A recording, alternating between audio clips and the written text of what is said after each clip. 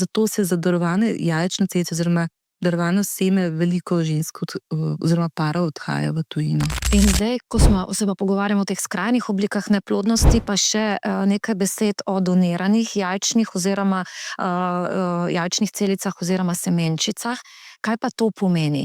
In ali v Sloveniji to gre?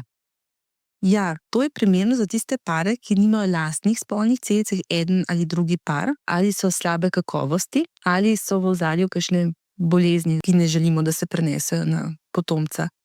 Tako da to je v Sloveniji možno, so pa dolge čakalne dobe. Pri nas je to altruistično, se pravi, se darovanje ne plača, se jih tudi zelo malo odloča za darovanje, tako da je čakalna doba več kot 2 leti.